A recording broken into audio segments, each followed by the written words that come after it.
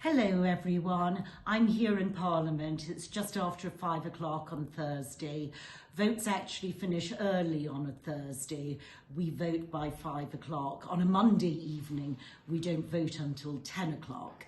But now the parliamentary business has finished, so I'm here to answer more constituents' questions. So question 1 this week comes from Karine. When can we expect to see construction begin on the St Mary's Hospital redevelopment?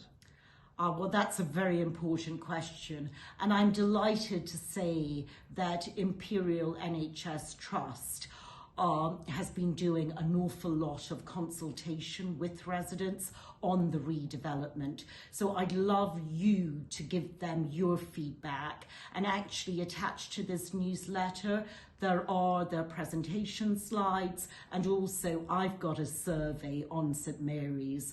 But the very good news is that we are making progress. On the St Mary's presentation, they are scheduling work to begin as early as 2027. And that would be great to see work starting pre-2030. So positive news, and I will keep you updated.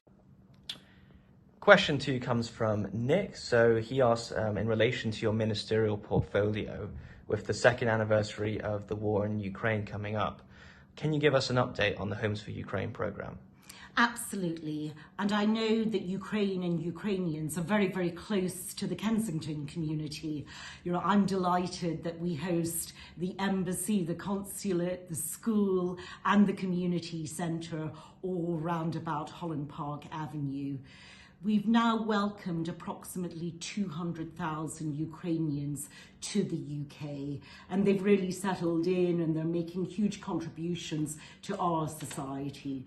And I want to thank everyone in Kensington who has helped the Ukrainian community. I know that there are so many people in Kensington who are sponsors under the Homes for Ukraine programme. Ultimately, Ukraine does want to see its citizens go back to help rebuild the country. But clearly that is only appropriate when it is safe to do so. So I am delighted to be in charge of the Homes for Ukraine programme. And the third question comes from Vanessa.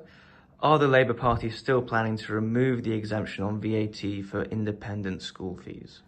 Well, I'm sorry to say, Vanessa, that they are still planning to do that. And I think it makes absolutely no sense. If you look at our borough, almost half the children do go to independent schools, and many of these schools are quite small and they're focused on specialist provision.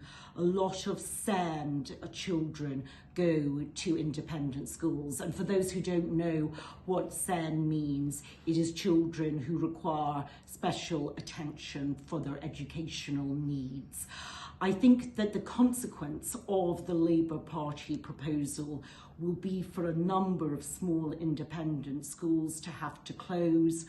Those children will have to go into the state school system. That will put huge pressure onto the state school system, and that just has not been budgeted for under the Labour Party's proposals. In my mind, it's actually going to end up costing the Treasury money rather than saving the Treasury money. I think it's a very bad idea.